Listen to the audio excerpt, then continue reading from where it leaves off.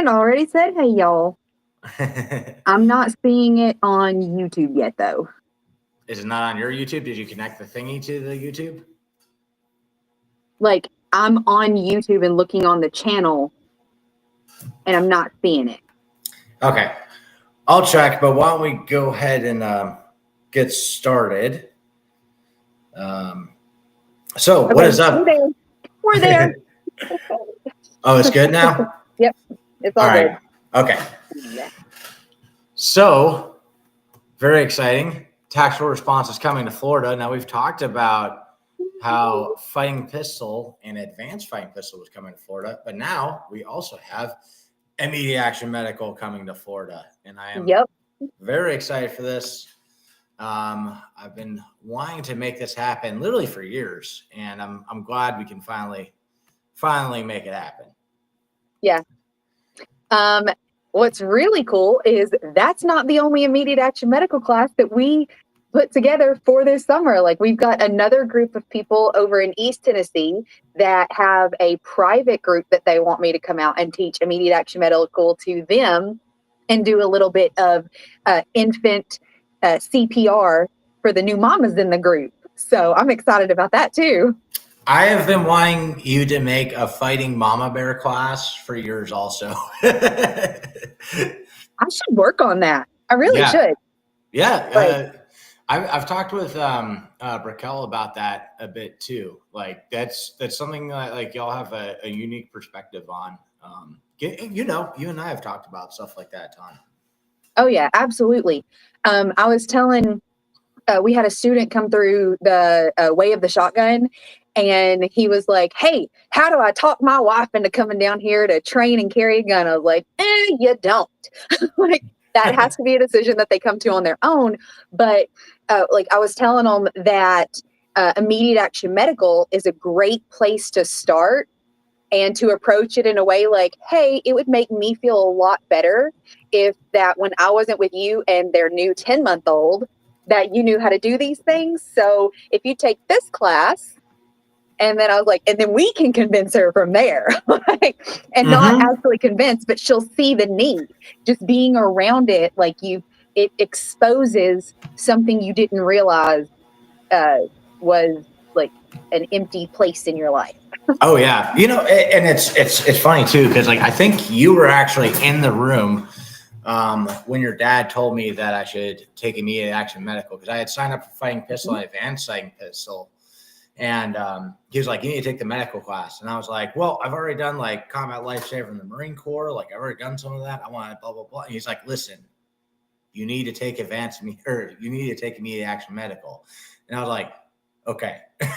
And then, like many times when I first started training at tactical response, I got very humbled and learned there's, like, better ways to do stuff. Skills were not where I thought they were.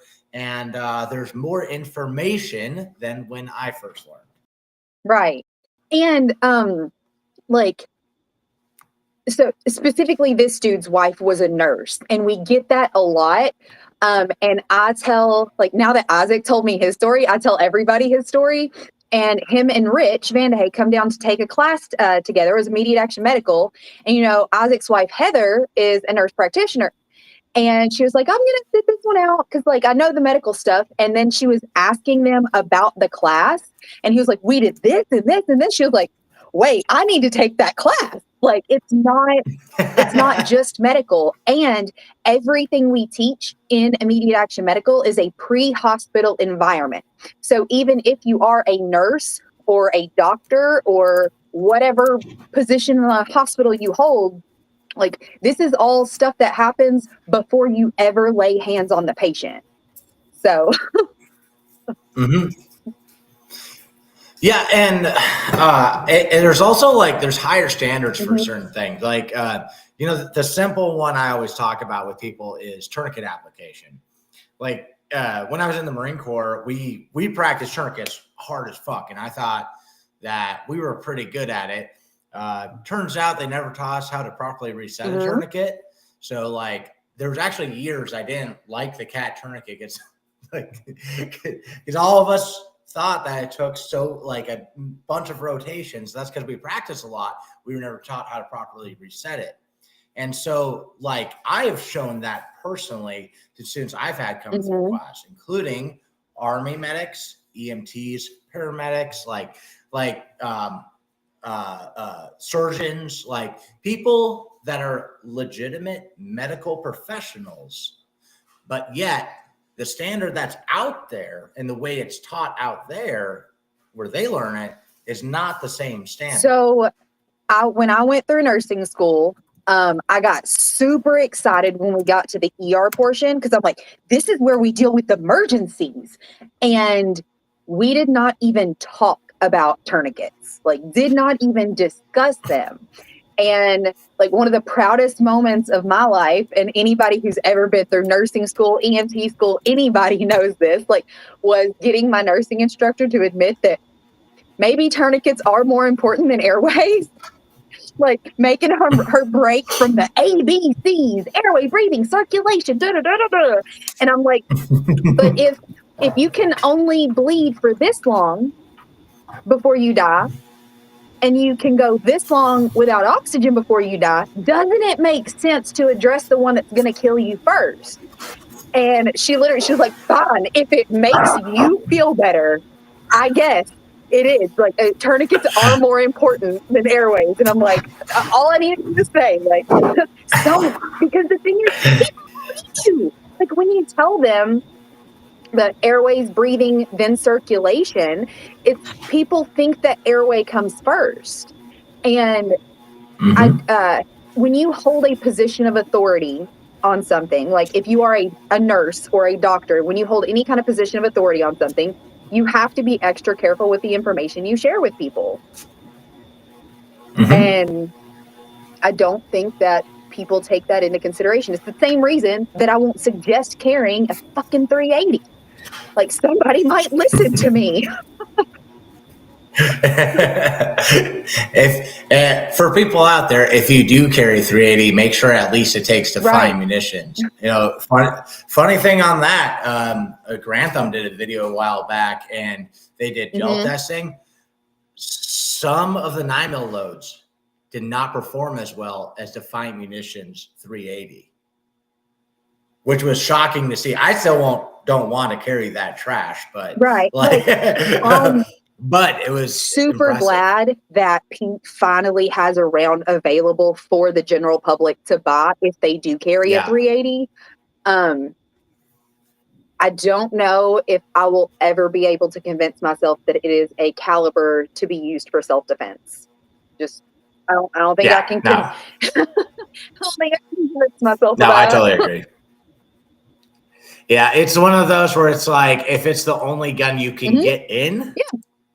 You know, I can understand that. There are circumstances. But yeah.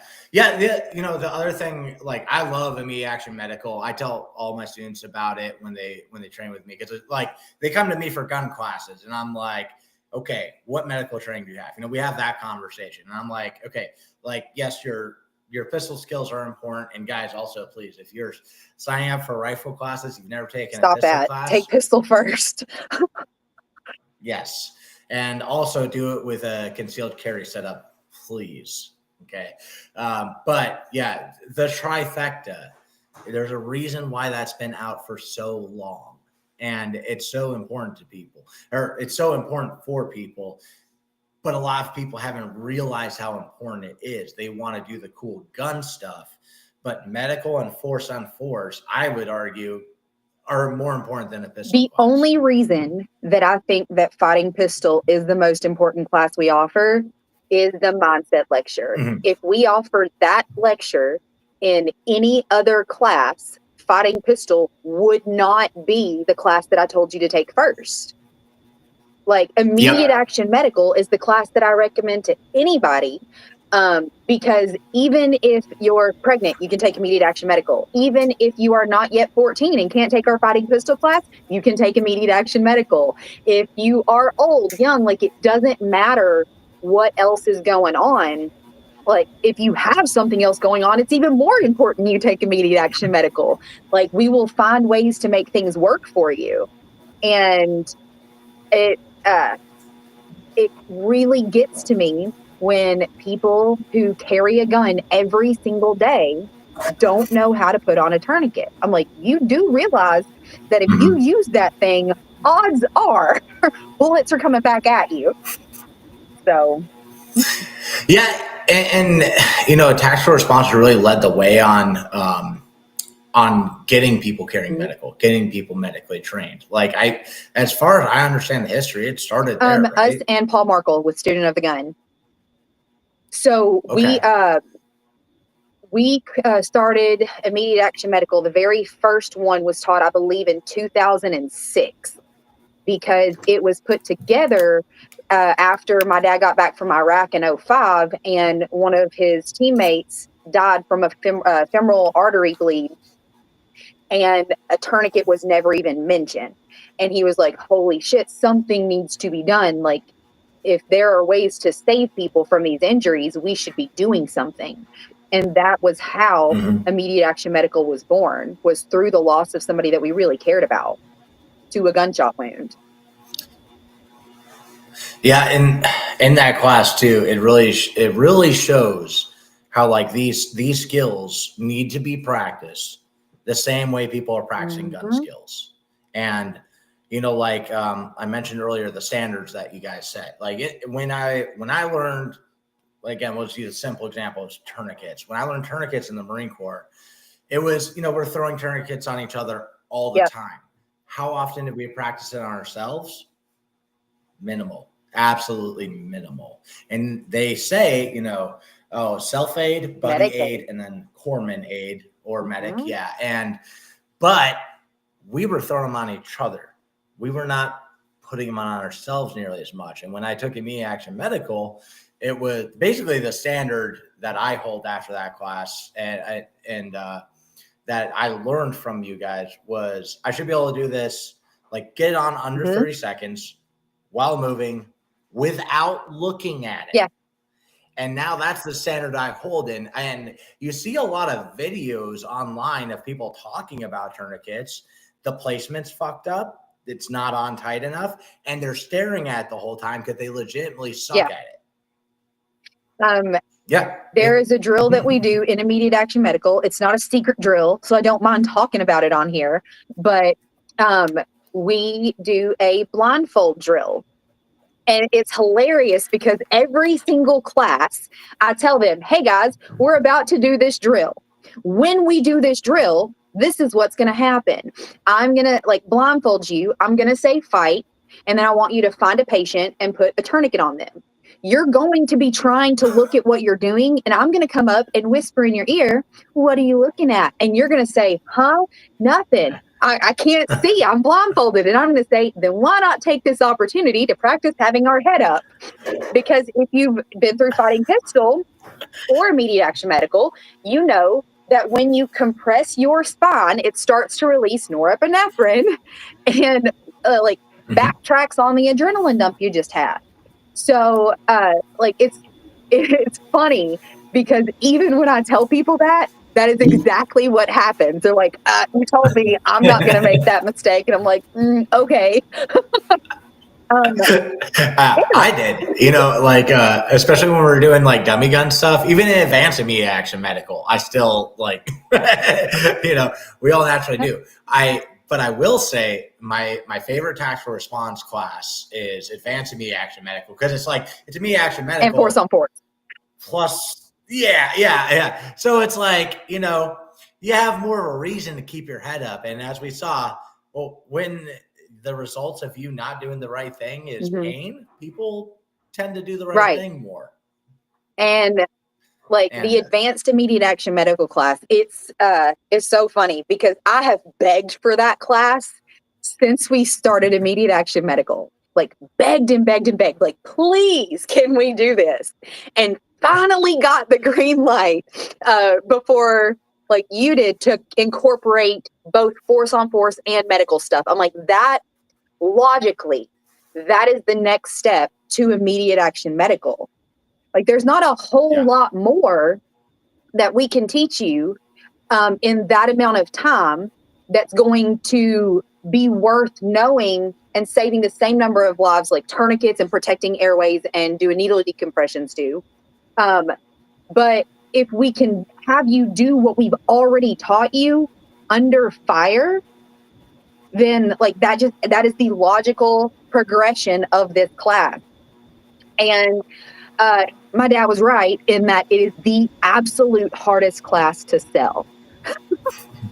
Yeah. He was like, nobody's going to sign up for it. I'm like, everybody will be signing up for it. Like, why wouldn't they? This is so awesome. They get the gut stuff and the medical stuff. And he's just like, because they get shot at. What? Don't like pain, Kayla. You're weird. I was like, oh, okay. Yeah, I mean, it's true, but I will give a shout out to everyone who has taken the fight, has taken medical. Those are the ones and nines. Fight contingent. Like, yep, that is how, because no matter where you go in society, no matter how small the group gets or whatever, like, it's still the same style breakdown. So even among tactical response alumni, we have the out of every 100 men. Like, we've got it. And that is, if y'all want the inside secret on like what we talk about, like that is how we know to take a student, like to know that the student is taking what they're doing like seriously, is when they get into the medical and the force on force training. We're like, okay, they really want to make sure they've got this stuff down. Right. Yeah. It is one of those things where it's like you see so many students come through, like, and I do too. For instance, Lynn, who came up and trained with you guys. She started with me in Florida, then she went and did trifecta, and I was like, oh my God, she takes the classes I want her to take. She buys the stuff I tell her to buy. I was like, and from what I heard, she did really well in the fight and in medical too. It's like those people, they're rare. There are some people that go for experience, some people that go just to do the one thing they want to do, and then they're going to kind of peter off. But there are the people that actually take it seriously, that they take their life seriously. They take violence seriously. They take the idea of preparedness seriously.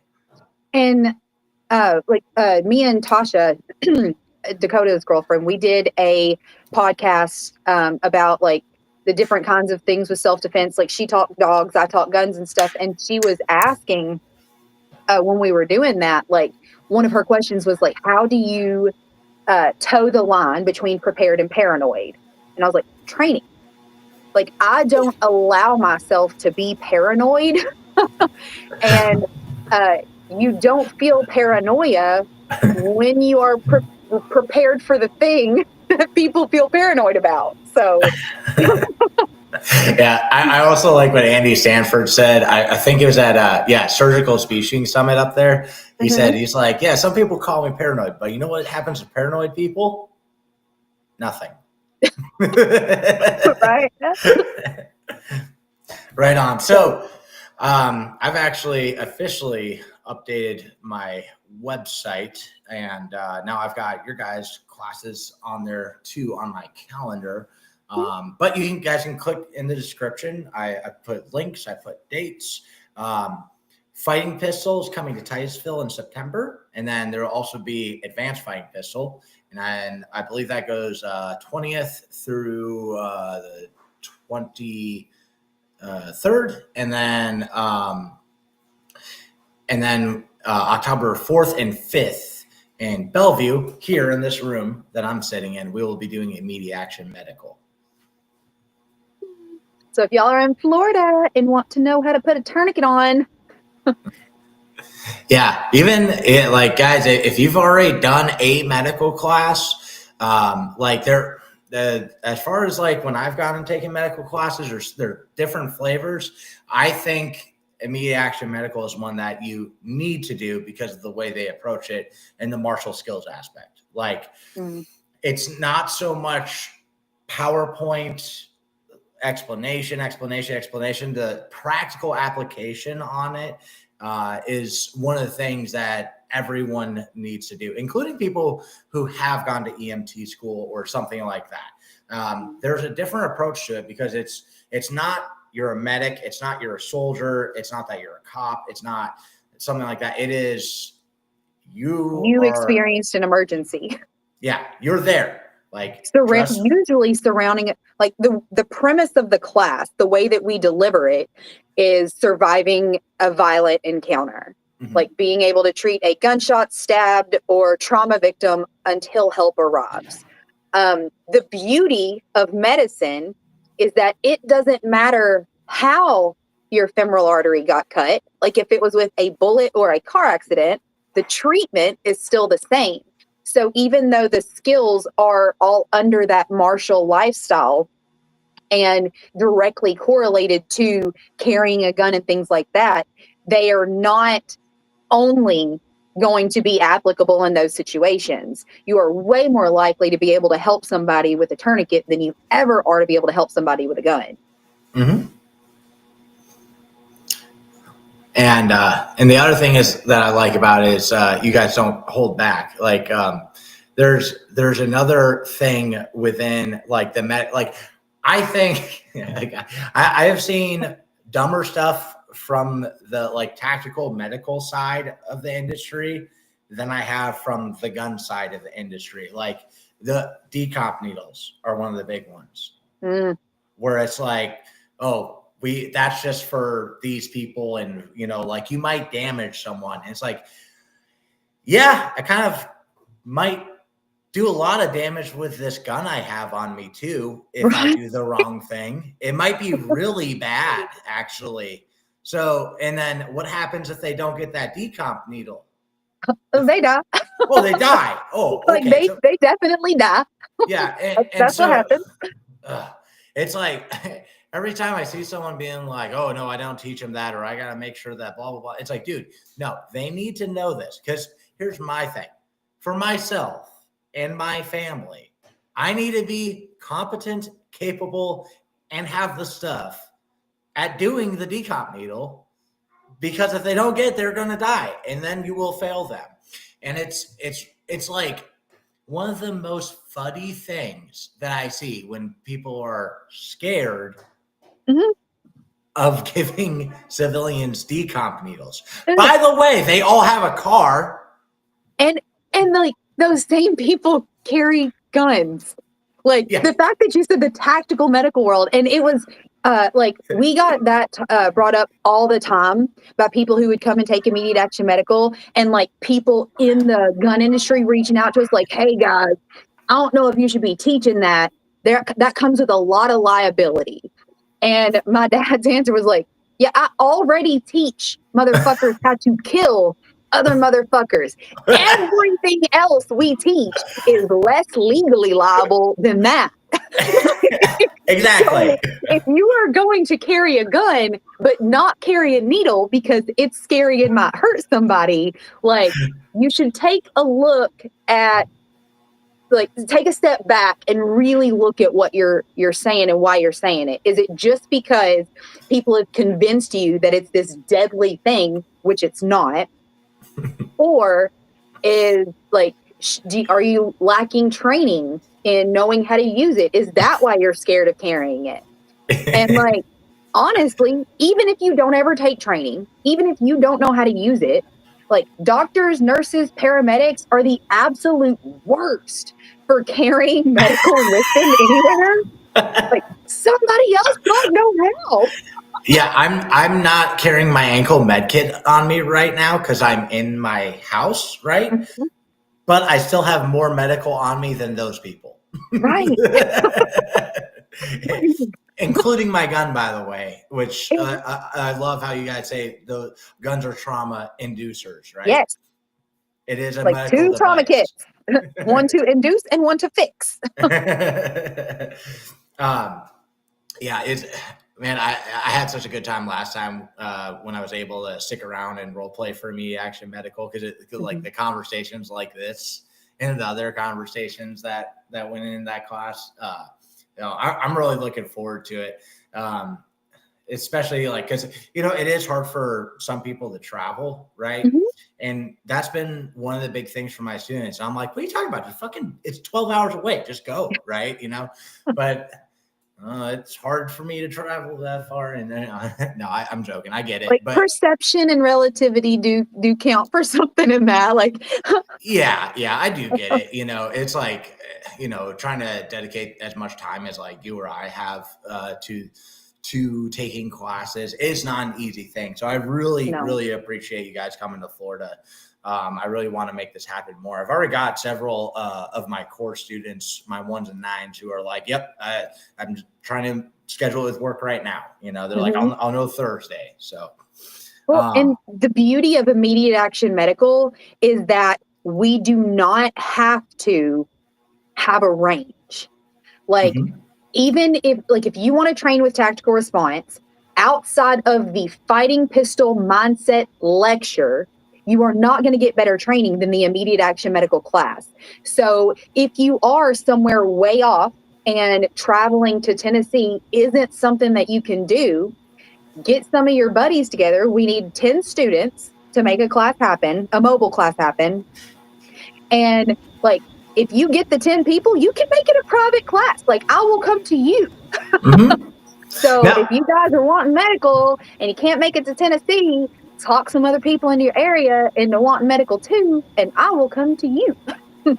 yeah, and it's important, guys. Like I know, because I go take many classes, and I don't only train inside of our circle. I go outside of our circle. I train with people that I know I disagree with, even, so I can learn everything they got. Mm-hmm. The thing that this industry of everyone who goes to these classes is missing the most is medical training. The thing I see where I feel like people have a false sense of security is a lot of people have what I call a starter medical kit. And that is that little blue force gear thing that they put on their war belt. But that's just about as far as it goes with most people. They buy that, then they don't take any medical classes. And that's actually like taking me action medical with you guys, and then like the advanced classes and stuff. That's why I put tourniquets in to like carry pistol one, which I need to change the name of, and rifleman one, because I wanted people to at least dip their toes in the water, at least Mm-hmm. learn the standard and see like, oh shit, like there's actually a bunch of stuff over here I need to learn. And Yep. still some people reject it. Some people just want to do the gun stuff, but again, 1s and 9s, they're the ones who are competent at medical. Yep. So again, we got the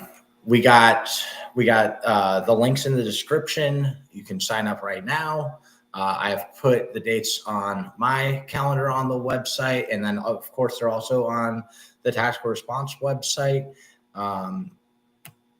Also, I'm about to hit the road here. I'm going to be going to Ohio, and then I'm going to be going to Taprack Ridge in Kentucky, and then I'll be at Tactical Response. And the way it's looking, I'm actually going to, right now my plan, but if something crazy comes up, then I have to change my plan. But right now the plan is I'm going to role play for Fight Continues and Advanced Immediate Action Medical, which I really want to, because like those are awesome classes. Mm-hmm. Now, okay, so for me, I'll be doing Proving Grounds pistol cheat codes, and then Proving Grounds pistol, the Force on Force skills-based class in New London, Ohio. Then I just changed the class I'm going to be doing there. Rifle cheat codes in Kentucky, and then violent dynamic variables. So rifle cheat codes, kind of, if you've done pistol cheat codes with me, you know what that's like. And it's doing that with a rifle, but not entirely the same.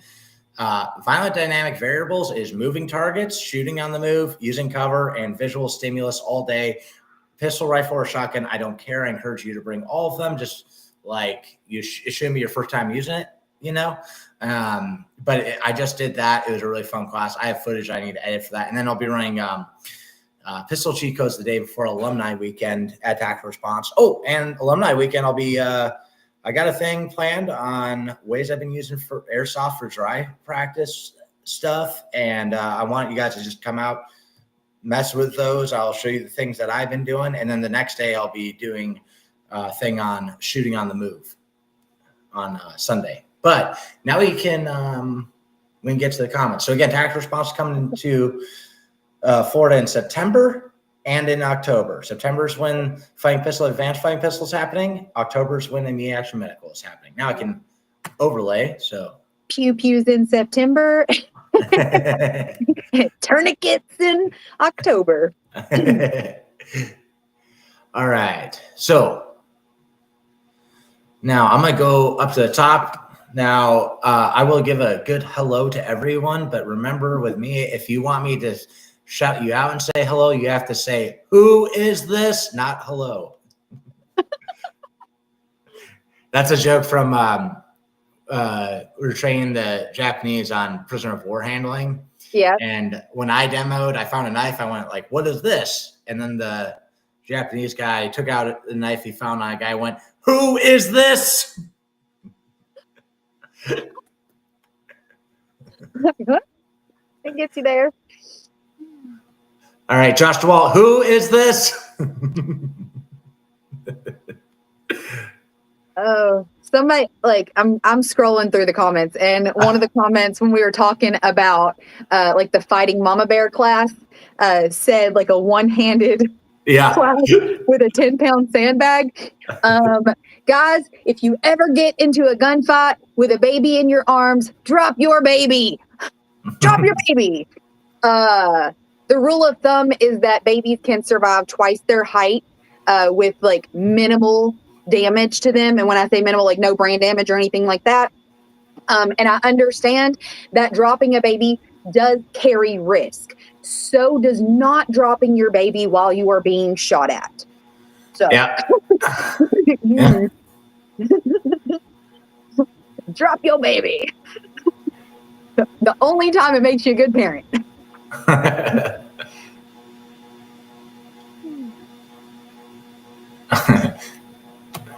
Max thinks you're timid. I'm timid.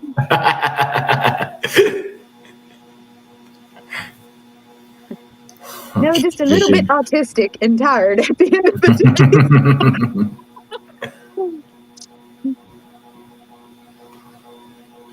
day. Yep, lots of hellos. Hello, everyone. All right. Still a mindset class, just works on medical stuff. Yes. Yeah. Mindset is the focus of every single class we offer at Tactical Response, unless we specify it is a skills-based class like Fast and Accurate. Mark Curtis, I gave a rash tourniquet to an accident-prone coworker last week. That's another one that like this whole industry does not understand, is that tourniquet. Like I have one on me right now. I don't prefer it for my leg, but my kids, my dog, my arms, yes.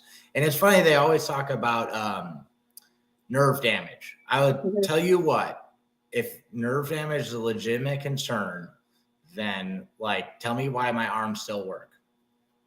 Because I promise the people saying that have not used that tourniquet as much as I have, and my arms would be broken. This is what I tell people who are scared of tourniquets. There is a little blue pill that is very popular for men as they get older. Okay? Very, very popular pill. And there is a message on commercials with those pills that say, if the thing this pill wants to happen or makes happen lasts longer than 4 hours, then go to your doctor. What's actually happening inside of the body is that the blood flow is being tourniqueted off. And the same blood is staying inside of the thing. And if men who, and like, let's be clear, when dudes are blown up in Iraq and Afghanistan, they don't ask about their legs first. So if men are saying you've got up to 4 hours before you should be colonized, that translates to tourniquets as well. That's what's happening. is the blood flow is being staunched. And so if they're saying 4 hours for their most like cherished body part, I think you're good on tourniquets. Just trying to keep that clean just in case you have any kids listening. But like, I think you're good. Scott, don't forget about dry practice with medical too. I have been slacking on TQ application. Yes, it is very important. And guys, like, when attack response teaches the 5 Bs, right? And I think getting really fast at bleeding stuff for medical, hugely important. So your technique and ability to apply tourniquets and pack wounds, like those 2 things are very simple things that you can practice, and they should be practiced regularly. Also, even if you don't like this or that type of tourniquet, you should at least have a fundamental understanding of how to use it and have practice with it so that it's not new to you in case you have to use someone else's stuff. Yeah.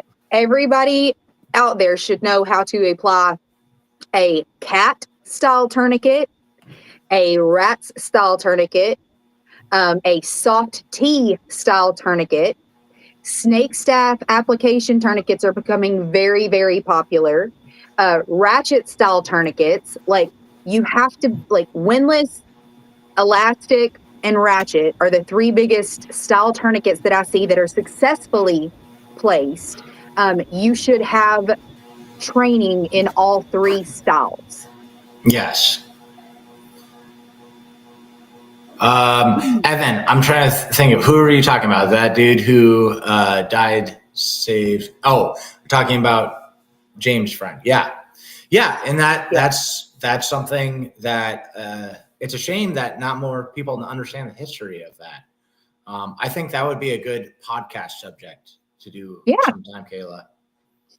Because I've even heard from like Nomar, him talking about when he was in class and James was talking about the importance of medical. He was talking about it during a contractor class a long time ago. Mm-hmm. Yeah. That like, I wish that it was more well known, and I like nobody to blame but us. How the medical training even got started here at Tactical Response. Like, we have Jay Hunt to thank for his sacrifice for opening our eyes to the need for medical in civilian everyday life. Mm-hmm. Same thing with Grant said, speaking of the podcast, he tried to listen to a couple of them and it says they're not available. We will look into that and see what's going on. Oh yeah, that new one that you just recorded, is that up right now? No, it is not up yet. We're trying to get some banked. I was talking to Joey and Dakota and was like, because Dakota is helping us out with this stuff. He's volunteering his time for recording and editing all of our stuff right now. And I told him I wanted to get some banked so that we could have a more consistent schedule out, because I don't like the hit or miss stuff. I feel very disappointed on my podcast when, like, I listen to Crime Junkie. It's one of my favorites. And if there's not like a new episode every Monday, I'm like, what's up? What's going on? Matt, yes, that is Kayla, James' daughter. And Kayla, when did you take your first class? I took my first professional class with Andy Stanford in 1997 or 1998. And I was born in 1989. So I was like 8 or 9 when I took that class. When did you first have to unload a gun at a range? When I was 3. Wait, when you were 3? Have to unload show clear is what I'm saying. Oh, I'm sorry. Like, I thought you meant like. I thought you meant the good way. The first time that I ever had to unload and show clear at a range, I was 20 years old. Adult. Like, range flag? What the fuck are they talking about? Yeah. So that was the Tiger Valley team match. We went down to Texas. I was with my dad and some of his buddies. And I go with one of the buddies to zero in his rifle. And I'm standing there like, okay, everybody, like range flag. So I'm like looking around and I asked him, I was like, hey, Dale, where is the range flag? And he was like, huh? I was like, they just called for range flags. Like, where's the flag we're supposed to go stand under? And he was like, oh my fucking God. Like, you have been so sheltered, but unsheltered, like reverse sheltered, sheltered from all the bad stuff. I'm sheltering you from range safety nonsense. Right. I legitimately grew up thinking that people were being super like exaggerative with how silly ranges were. Mm.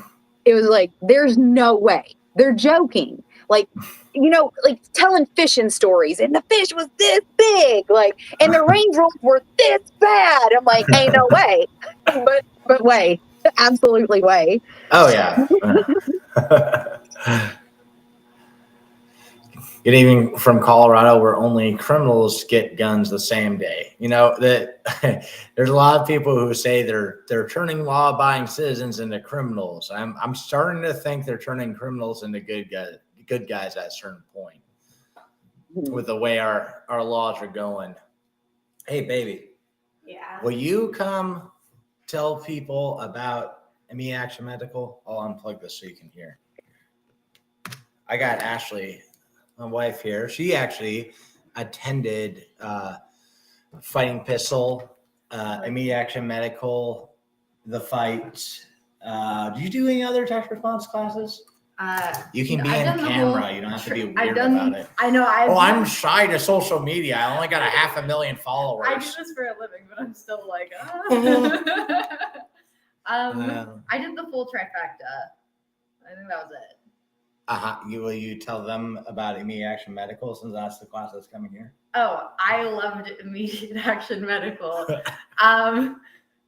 This is exactly how it went when we did a YouTube review. Okay, it took us like months to get the YouTube review done. And I'm sorry, I unplugged my headphones and now I can't hear a damn thing.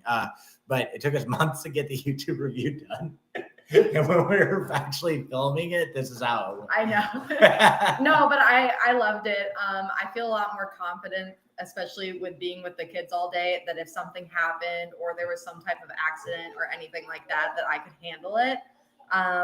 So that's one huge plus and I was a nanny at the time too. So it was awesome to be able to tell families like, hey, I've taken this class. I have a little bit of medical training. So it was also a good boost to my resume. And yeah, I learned a ton. I also learned that I am not great under stress and I need to work on that. I don't know. Nobody's great under stress. Nobody starts out great under stress. Blame me. I know, all these years of weightlifting, and I'm like, no way. No, it was good. There was a couple moments in there, even like for myself, where it was like, I never would want to do this, but like this is actually a good lesson for me right now, and afterwards I was like, fuck, it really it's a great way, like they say, to face fear, pain, and death, right? Yep. In a controlled learning environment. Yeah. And then also I had never worked with other types of tourniquets. Like you had shown me the cat and the rats, but I had no idea any of the others even existed. So if I had seen that, I'd be like, what is that? Mm-hmm. So. and like, I know like a lot of guys watching this are like, man, I just wish I could get my wife to blah, blah, blah. Like, don't be hard on her about it. First off, like she's only gonna do it when she's ready, but also like, check it out. Like she carries, she's trained, she has medical, she's done force on force. Like everything that I could possibly want from my wife when I'm not there, I have. And so like, that is a good reason to take your kid. So those questions should be like, or those conversations should be had before you marry someone. Let me put on my headphones. Hang on. Okay. I tried unplugging it, but I can't hear. Okay, you go play. play, okay? Let me know when you got your headphones on. He's like, I didn't hear that either. Hi, Scarlett. All right. No, those are conversations that you have with your potential, like, mother of your children and wife before you have children or get married. Mm-hmm. Thinking, like, you are no better than the women who, like, date a dude that's like, I can change him, I can fix him. Like, have those conversations before you pop the question, before you put a baby in her, Mm-hmm. to make sure you pick one that is cool with this stuff. I will say too, like, make your list of what you want before you start looking for a woman too, or a man. Like, that's a consistent thing I have seen people say. I did that. Ashley is exactly my list. Yeah, and what Andrew's not telling you is he even included, like, blonde and beautiful on there. Yeah, because I told Kayla about this. I'm like, I swear to God, I manifested her. Yeah. Now I've slightly altered my beliefs. I believe God literally sent her to me. It was like, even though I wasn't being good to God, he was like, all right, this will make you better, and then you'll follow me more. William S. just said tactical response needs a dating app. It would be a fucking sausage fest. Just be dudes on that app. All your girls will get stolen by Tim too, so you know. Hey, Ryder, come here.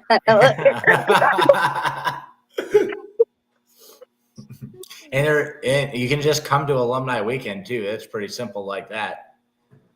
Mm-hmm. And more classes.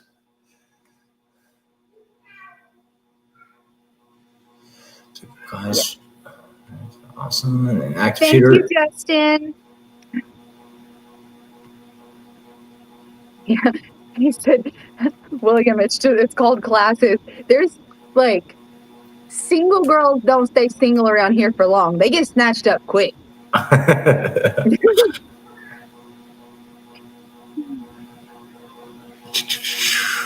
Okay. I'm looking through and seeing, yeah, TK4s, that's another, like, the elastic style tourniquets. They are near impossible to buy now, though. Like, if you see them in the wild, grab them, because they are not being produced at the same rate they used to be. Yeah. And it's not for civilians. And I bought all of the ones Tactical Response had left. Yep. I keep finding them, like, we're cleaning up the basement, and I keep finding them in, like, bags. When I open them, I'm like, hey, this can go in this pocket. Hey, oh, here's another one. So I've got, like, TK4s everywhere. What about that? I just put together a new medical bag, like a vehicle med kit, and the video will be coming out probably the week after next. But I threw TK4s in that one that I found. I was just like, I've only got the cat tourniquets in here right now. And I did want to include that because my normal vehicle med bag is my peds bag, and it only has rats in there. Mm-hmm. So I was like, you might want to have some for, like, big old adult thigh legs. And so I put those in there, but I was like, I don't want just cat tourniquets in here. And happened to find 2 TK4s, and I was like, doop, doop, there you go. Nice. Have you messed with that other TK4? It's got like a clamp thingy on it. I forget the name of it. The TK4L that looks like the Jesus fish on the end. It's been a while since I looked at it. Do you like it? Yes, I did like those. I liked the TK4Ls better than the original TK4 because the failure point with the original TK4s was trying to get it hooked after you had it on tight enough.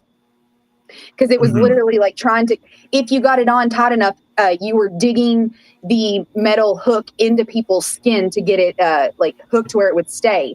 The TK4Ls had like a better system for that. And I figured out a different way to put TK4s on that completely negate the hooks at all. Oh, right on. So, yeah. Is that new or is that something I've seen? it's new. It was not, I did not teach it when you took immediate action medical. It has been cool. since then. Jerry was showing me a way that some of the women from his class used the, I think it's not the Sam Splint tourniquet, the big old elastic, the SWAT tourniquet, I think is what it is. And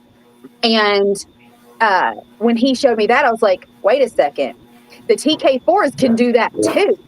And it just, they are so much easier. We'll do a video about it. Right on. I want to show I run something real quick, medical related. So I made this bag for myself a while back. I haven't really loaded this as much as I need to, but a cool thing, if you got anything that's Velcro lined, that adhesive Velcro that you can buy, like guys who own shotguns often put the adhesive loop on the side of their shotgun for shotgun cards. Well, if you put adhesive hook on your medical stuff, you can just stick that right on the Velcro in your bag. And then you can even layer stuff on top, hook loop, hook loop, hook loop. And you were showing me that the last time you were up, and I thought that was really fucking cool. Yeah, I was like, how has no one else figured this out? So that's an original one I got. But yeah, it's that's how I like to set up all my medical stuff now. Less pouches. It's just you look, the stuff is there. And Sam said, hey, but Andrew, some guy on the internet said medical doesn't belong in the same class as pistols. And yeah, it's funny too, because we had done, tactical response was on it too, I'm pretty sure. We had done like a short together talking about like why you should have a tourniquet on your rifle, and people freaked out at that. And I'm like, dude, what? Like, I don't understand how, if you take like the martial lifestyle seriously, and it's not just a shooting class, how they wouldn't go together. Right. Like, you know, the majority of the time when I thought I needed a rifle in my hands because I was, at home, I wasn't wearing medical.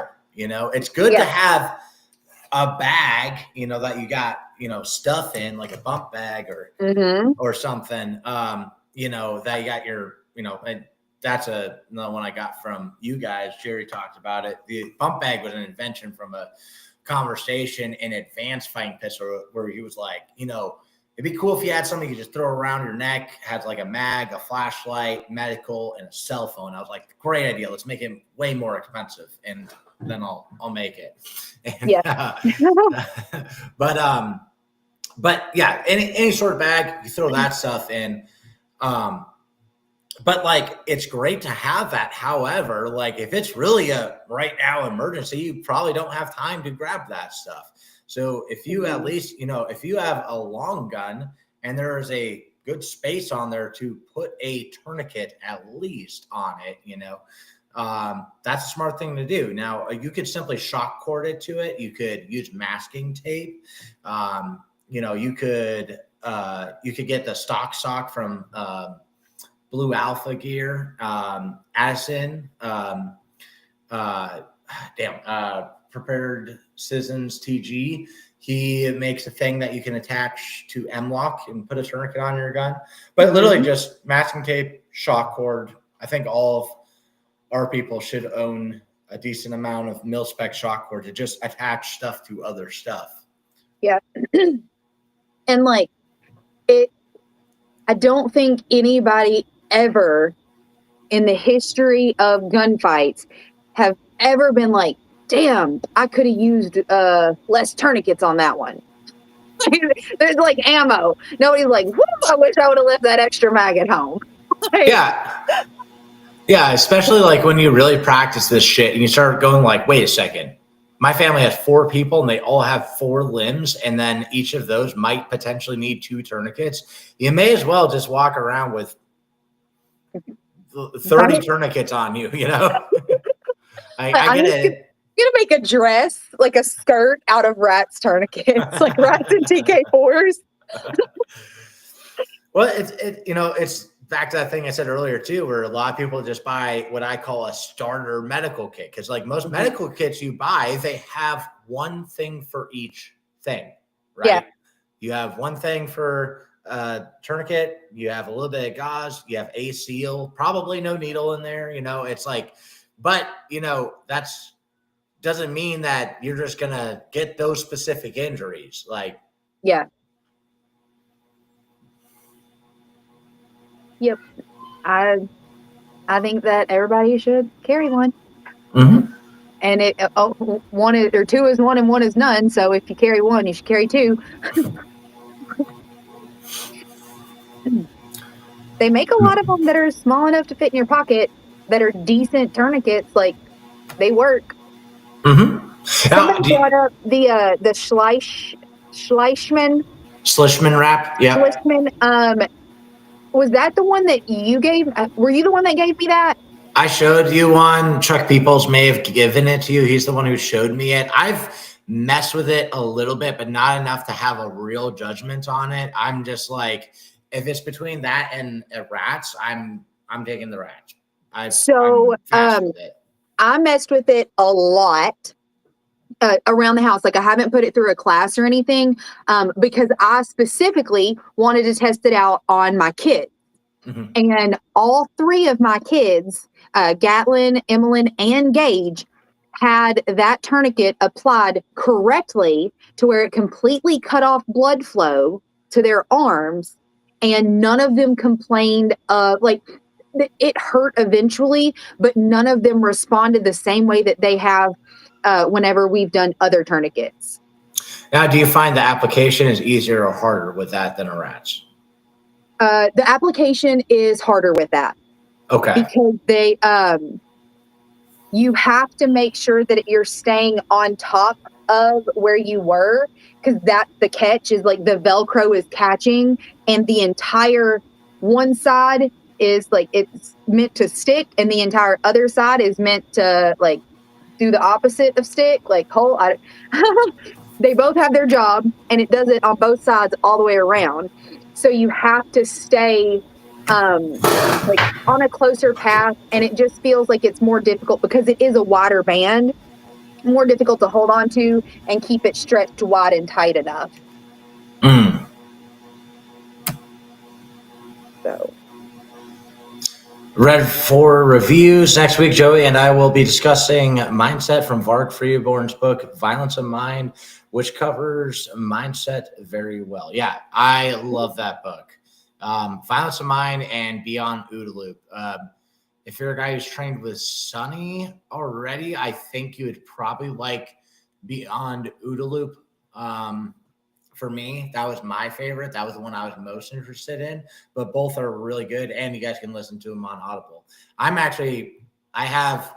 one person removed from Varg Freeborn, so I actually am trying to get him on a podcast eventually.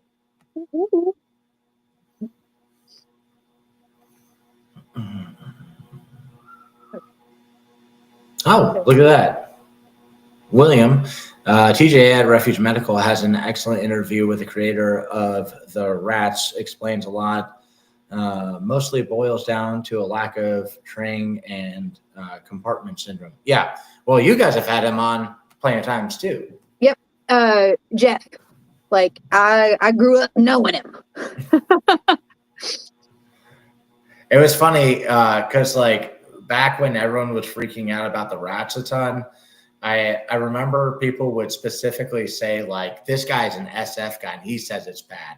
And it's like, the guy who designed it is also an SF guy. Like he's also an 18 Delta, right?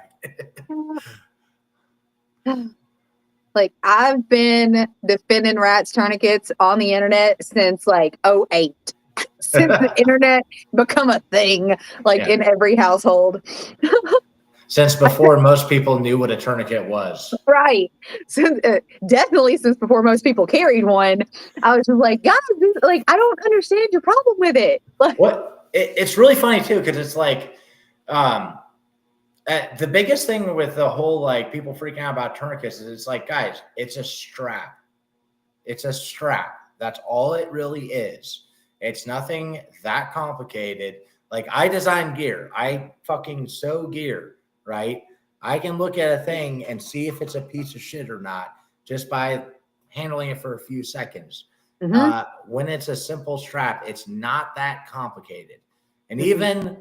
even like I'm not recommending you go buy shitty Chinese ones or anything like that, but even a lot of those actually aren't that bad as far as the ones I've handled. I made a video a while back on one I found like just at a thrift store when I popped in to donate some stuff, and I was like, all right, I'm gonna buy that and make a video on it. But even that one, I should probably test it and see if you can actually break it. One of the big things people talked about with like recon tourniquets was delamination. It has delamination. The Velcro comes undone. Well, what they didn't ever mention is that the delamination, where the Velcro comes undone, is actually just on the plastic wings that hold the windlass in. So if that Velcro comes off, it doesn't mean the tourniquet doesn't work. It just means that you have to pull it back and put the thing back over it. And really, you like what I did is anytime I saw that happening, and I just anticipate like this one I've had in the car for a couple months, it's going to happen soon. I just put a couple drops of super glue on it. It doesn't mean it's not going to work. As long as the plastic wings are there and it can lock in, it's going to be okay. And even that, you could take the white time tab off and all the stuff off those plastic wings. And if you have the space, like on an arm application, to just wrap the tail end back around the stick and back through, it's not actually that scary of a problem. See, that is why, like, the rapid application tourniquet system, the rats, will always be my favorite, is because I have a tourniquet at my house that we've counted the classes that it's went through. It has had over 1,000 applications and it still works effectively. Yes, the like metal ends are blown the fuck out. Yep. Yes, there are multiple places along that tourniquet where the rubber inside of the like braided coating like shell has ripped, but the shell still holds it together, and I can still get a solid application with a tourniquet that's had over 1,000 repetitions through it. Correct repetitions. Mm-hmm. Like, I will always love the rats. And when the Rhino aluminum tourniquet came out, like I bought those when they were only available on Alibaba. Like they didn't even have a website yet. And those have been the ones that we have been using as trainers. Mine are totally tore up. They're still working though. Like we haven't actually officially broken them yet. Now, and that's awesome. Yeah. And the other thing is, again, I was bringing back to this. Yeah, I get if you want to buy only cats, that's fine. That's totally fine. In fact, unless you have children or pets in your life that you love. Sorry, yes. Go ahead. Yeah, you should own a rats, or if you're like, no, I'm gonna get the TK for okay, whatever. But like in fact, I actually prefer a windlass style, a cat style, more for applying to someone else because I don't have to work around that limb as much, you know. Yeah, that's fine. I just have an easier time with it. Yeah. But it's like, again, it's a fucking strap. That's all it is. It's not that complicated. And you don't need a goddamn college degree to figure out how to make a strap tight on the highest point of a limb. Nope. Or not rocket scientist or rocket science. I'm not a rocket scientist. I'm not a scientist. All right, it is 8:04 and I have not had dinner yet. So. Okay. Anything else you want to leave them with? Guys, again, we are coming to Florida in October. If you want me to bring Immediate Action Medical to you, get me 10 people in your area to sign up for a class, and like a banquet room, your church, like any open area, we can make Immediate Action Medical work there. So let's get more people trained in the good stuff, the gospel. Right on. Yep. And Grant Tilly, yeah. As far as all the ones I have bought so far, I haven't bought more. I bought them a long time ago when they first came out, right after Recon ended. But the Rhino Medical tourniquets I've had have been great. Kayla, I know you've used them too, right? Mm-hmm. All right, guys. So That is it. Yeah. This is the way. Yep. This is the way. This is the way. This is the way. This is the way. All right. Good night, guys.